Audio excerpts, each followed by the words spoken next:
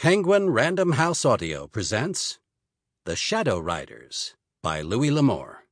Read for you by Jason Culp. Chapter 1. Hunching his shoulders against the cold, pelting rain, Major Mac Traven slipped a hand under his caped coat to assure himself his spare pistol remained in position. A sudden gust of wind rattled rain upon his campaign hat and spattered his face and hands. Desperately tired and carrying the gnawing hunger from 3 missed meals, he glanced back along the road at the scattered travelers. They were an army no longer. Like himself, they were just tired men returning to homes left long ago. Once they had marched with the proud steps of men with a mission to be accomplished. Now they plodded wearily, heads down against the rain, thinking only of home. Under the bare black trees, water gathered in pools like mirrors of steel as the rain fell from the sullen sky. Somewhere ahead was a town, if such it could be called, a dismal place by all accounts, but it held the promise of a hot meal and grain for his horse. More he could not expect, yet there might be a letter. "Watch yourself," he had been warned. "All but the Swede are a pack of thieves. They will steal anything they can put their hands on and murder you, if need be." It was late afternoon when Mac rode into the town's one street, a muddy, rutted alleyway between 2 rows of nondescript shacks sodden with rain. Dimly, at the end of the street, and through a veil of rain, he glimpsed the river and a steamboat landing. Here and there a horse was tied to hitching rails or awning posts. Some of the horses he recognized as those of other soldiers returning from the war. He turned aside at the log barn that had been described to him and rode around it to the wide open door and the pole corral. He was stepping down from the saddle when a big man with yellow hair appeared in the barn door. "Olson? Come."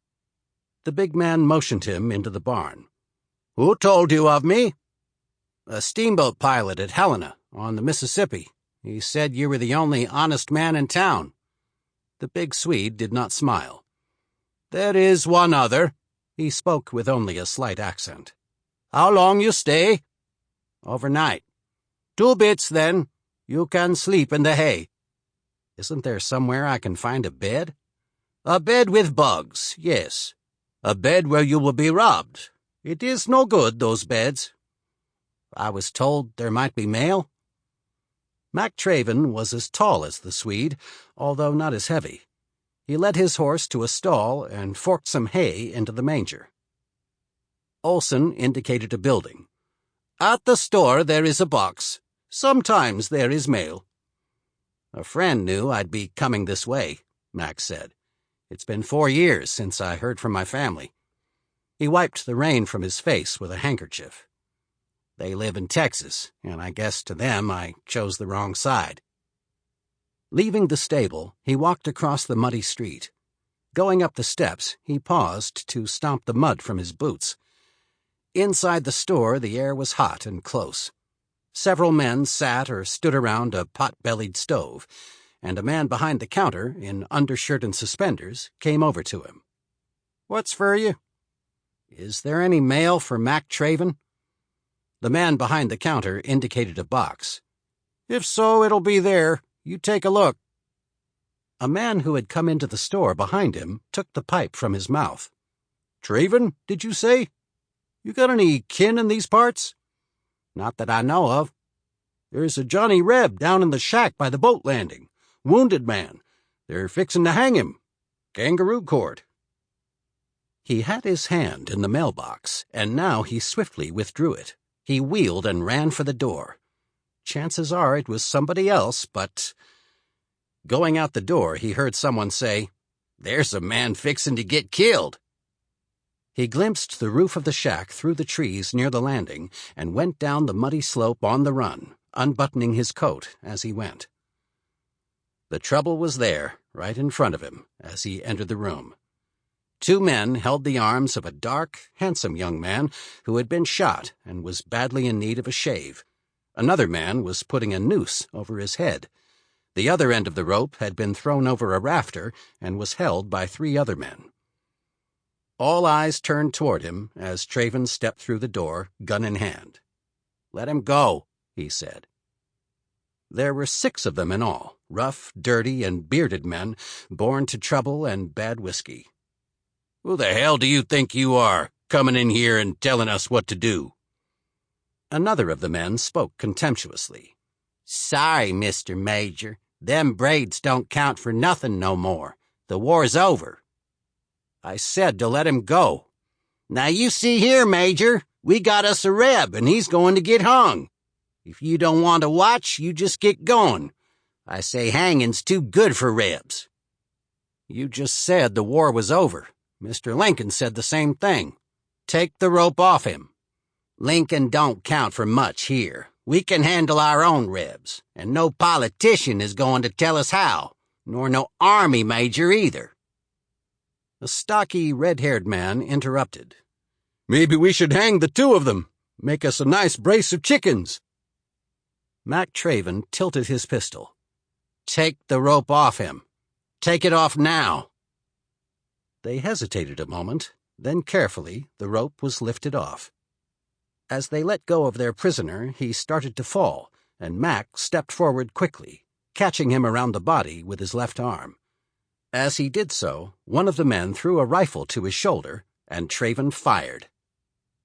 The bullet caught the man in mid-movement. He stopped, started to speak, then fell headlong. The others backed off, and Mac Traven spoke quietly, almost indifferently. "If you boys are counting, I've got 4 cartridges left in the gun, and there's 5 of you here. As you've noticed, I hit what I shoot at. That means one of you might live." He smiled a beautiful smile with even white teeth. "Who wants to be the lucky man?" "Ain't worth it," the redhead replied. "But what are you doing, a Union officer, sticking up for a Johnny Reb?" "Like you said, the war's over, and he's not a Johnny Reb any longer. But I've a better reason. He's my brother." Without taking his eyes from the others, he said, "Dal, you've got to walk. We're getting out of here." Dal Traven muttered. "Duffel." Mac gestured with the gun barrel.